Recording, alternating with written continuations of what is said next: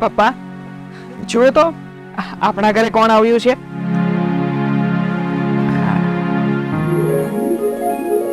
અરે આશા તમે દાદા ખુરશી લઈ હા હા હા પપ્પા.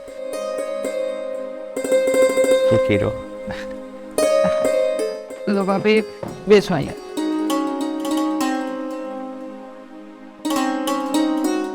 પપ્પા તમારી તબિયત કેમ છે? જો ને બેટા, આ બધું હવે તો આ ઉંમરમાં પરાણે જીવી એવું છે. હા, રવિભાઈ કહેતા હતા કે તમારી તબિયત સારી નથી રહેતી. હા બેટા, હમણાં તો નથી તબિયત સારી રહેતી. પપ્પા આમ તો જુઓ, આ કેવી હાલત થઈ ગઈ છે તમારી. ભાભી આકાશભાઈના મૃત્યુ પછી પપ્પાને માનસિક આઘાત લાગ્યો હતો અને એ આઘાતમાં જ એમને પેરાલિસિસનો એટેક પણ આવ્યો હતો. જોકે હવે એમને થોડું રિકવરી આવી ગઈ છે, પણ હજી પણ એ માનસિક આઘાતમાંથી બહાર નથી નીકળી શક્યા, એટલે થોડા સાજા નરવા રહે છે. પપ્પા તમે જરાય ચિંતા નહીં કરતા. અરે હું કરાવીશ તમારી સારવાર, હું કરાવીશ તમારી દવા, એક દીકરી બનીને. બેટા, તમે અહીંયા અમારા ઘરે આવ્યા ને તો બસ તમને જોઈને જ મને ઘણું સારું થઈ ગયું છે અને સારું લાગે છે. બસ મારી એક વિનંતી છે કે તમે અવારનવાર મારી પાસે આવતા રહેજો. હું તમને બે ત્રણ દિવસે મળવા તો આવતી જ રહી, પણ સાથે સાથે હવે તમે રવિભાઈની ચિંતા નહીં કરતા, કારણ કે એ મારી ઓફિસમાં જ કામ કરે છે અને હું એનું પૂરેપૂરું ધ્યાન રાખીશ. રવિભાઈ, આ ઘર તમારું છે કે ભાડાનું? ભાભી આ ઘર તો ભાડાનું ઘર છે. ઘરનું મકાન તો પપ્પાની સારવાર પાછળ જ વેચાઈ ગયું.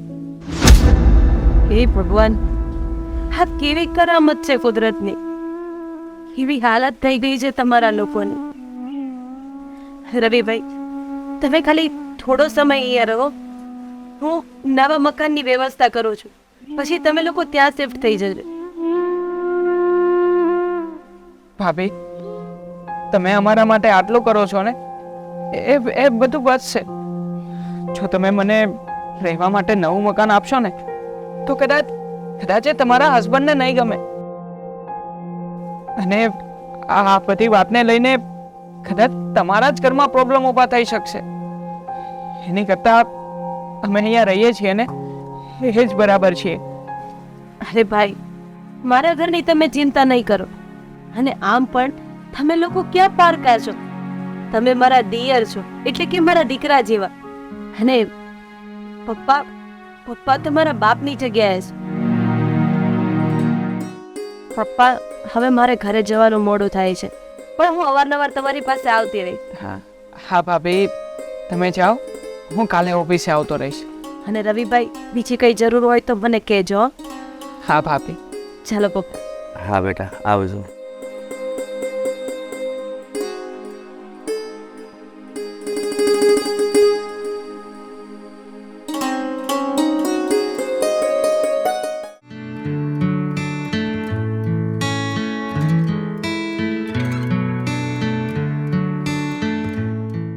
રોહન, હું ઓફિસે જવા નીકળું છું. આશા, એક મિનિટ અહીંયા બેસતો.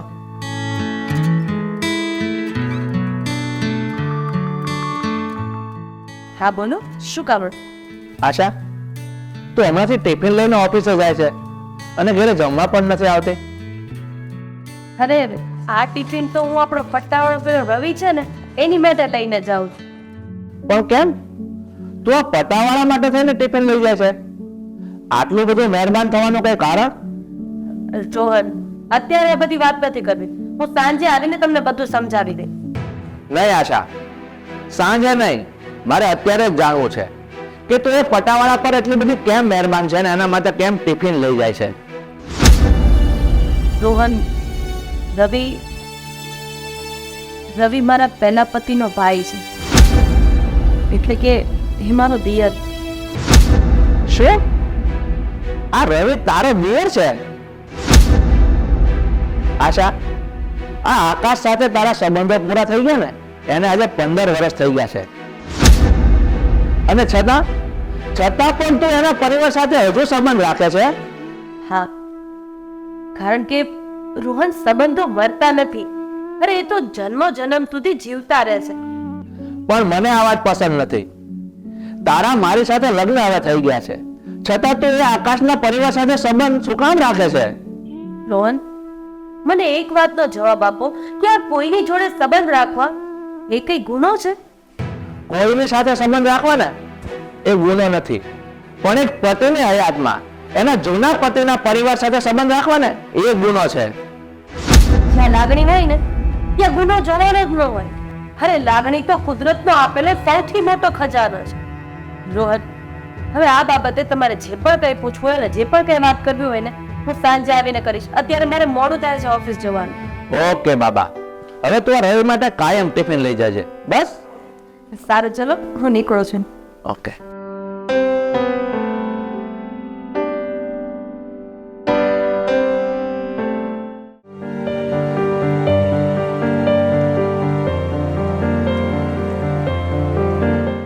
રીના, તને ખબર છે પેલા મેડમ છે ને રોજ રવિ માટે ટિફિન લઈને જાય છે. હા, મને ખબર છે. શું તને ખબર છે?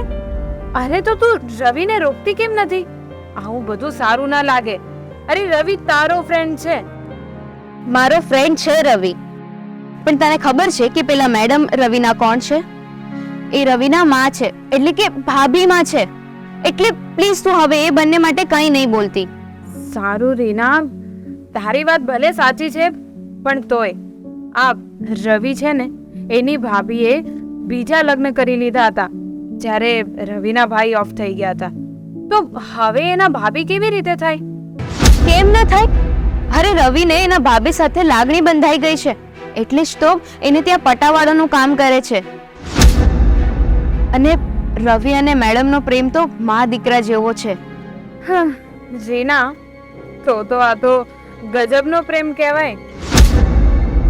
હા માયા, સંબંધ તૂટે છે પણ લાગણીઓ ક્યારેય નથી તૂટતી. અને આમ પણ દિયર ભાભીનો પ્રેમ મા દીકરા જેવો તો હોય જ છે, પણ અમુક લોકોને એ લાગણીઓ સમજાતી નથી. અને લોકોને એ નથી ખબર કે ભાભી પણ આપણી મા જેવી જ છે. અને માના ગયા પછી આપણા જીવનમાં જો માનું કોઈ સ્થાન હોય ને તો એ ભાભી જ છે. એટલે મહેરબાની કરીને ભાભી સાથે ક્યારેય ગેરવર્તન તો ન જ કરાય. સારું, હવે તું મને એ કહે કે તારે અને રવિને ખાલી આમ પ્રેમભરી વાતો જ કરવાની છે કે પછી લગ્નનું પણ કંઈ વિચાર્યું છે? લગ્ન તો કરવાના જ હોય ને, પણ એનો પણ એક સમય હોય છે. જો રીના, ખોટું નહીં લગાડતી, પણ તને હું સાચું કહું ને તો જો આ રવિ આમ ને આમ પોતાની ભાભીનું ટિફિન ખાતો રહ્યો ને એમના પ્રેમ જાળમાં ફસાયો રહ્યો ને તો આ સમય પણ જતો રહેશે. મારી વાત માન અને રવિ સાથે તું તારા લગ્નની વાત કરી જ લે, કારણ કે સમય ખાલી એક જ વાર હાથમાં આવે છે, વારંવાર નહીં. મને તો એ નથી સમજાતું કે લગ્ન મારે કરવાના છે તો ઉતાવળ તું કેમ આટલી બધી કરે છે? કારણ કે હું તારા વિશે વિચારું છું. આ અત્યારના સમયના છોકરાઓનું કંઈ ખબર નહીં. પ્રેમ બીજા સાથે કરે છે અને લગ્ન બીજા સાથે કરે છે. ના, પણ મારો રવિ એવો નથી. ઠીક છે, હું પણ એમ નથી કહેતી કે તારો રવિ એવો છે, પણ જ્યારે માવતર નિર્ણય લે છે ને ત્યારે લાગણીઓને વશ થઈને બધું જ કરવું પડે છે. બાકી કેવી તારી મરજી.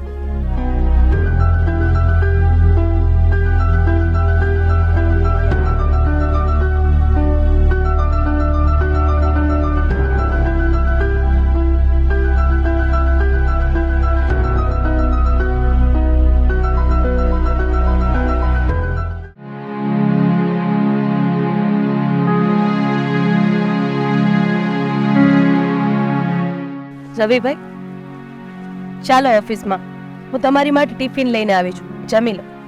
ભાભી, તમે આમ રોજ મારા માટે ટિફિન લઈને આવો છો. તમારા ઘરમાં કોઈ કંઈ બોલતા નથી. રવિભાઈ, આજે સવારે જ રોહન મને પૂછતા હતા કે તું આ ટિફિન કોની માટે લઈ જાય છે. પછી ભાભી તમે શું કહ્યું? ભાઈ, આજે મેં એમને બધી વાત કરી દીધી કે આ ટિફિન તમારી માટે લઈ આવું છું અને તમે જ મારા દિયર છો. પછી ભાભી એમણે શું કહ્યું? એમણે મને કીધું કે એ ઘર સાથે તારા સંબંધ પૂરા થઈ ગયા છે અને હવે તું એ ઘર સાથે સંબંધ રાખે ને તો એ ગેરવ્યાજબી છે. ભાભી, હું તમને એ જ કહું છું, તમે આ બધું રહેવા દો. મારા ઉપર આટલી બધી મમતા ન દેખાડો. તમે મને સારી નોકરી આપી, સારો પગાર આપો છો, આ બધું બરોબર છે, પણ તમે મારી સાથે આમ જૂનો દેર ભાભીનો સંબંધ ન નિભાવો. આના લીધે તમારા લગ્ન જીવનમાં પ્રોબ્લેમ ઊભા થઈ શકે છે. તમે આ રીતે સંબંધ ન નિભાવો. ભાઈ, એવું કંઈ જ નહીં થાય. તમે આ ખોટી ચિંતા કરવાનું બંધ કરી દો. આજે હું ઘરે જઈને રોહનને સમજાવી દઈશ. પણ ભાભી, જે માણસના મગજમાં વહેમના વમાળો ઊભા થાય છે ને, પછી એમ સમજાવ્યા નથી સમજતા. રવિભાઈ, તમે આ ખોટી ચિંતા કરવાનું મૂકી દો. મને કંઈ જ નહીં થાય. અને ચાલો, આ જમવાનું ઠરી જશે. ચાલો, ઊભા થાવ. ચાલો.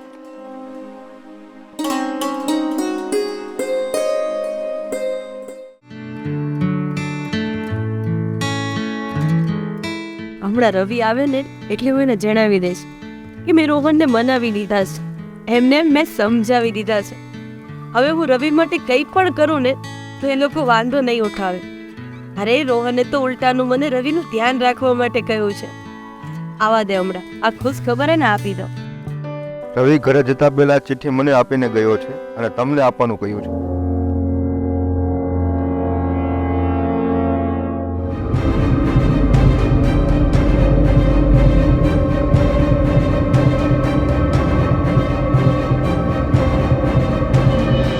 વાલી ભાભી,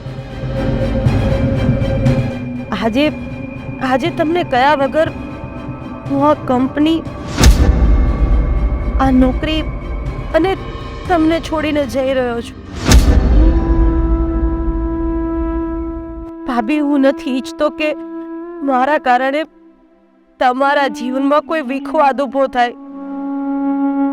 તમારા બંને પતિ પત્ની વચ્ચે કોઈ પ્રોબ્લેમ ઊભો થાય.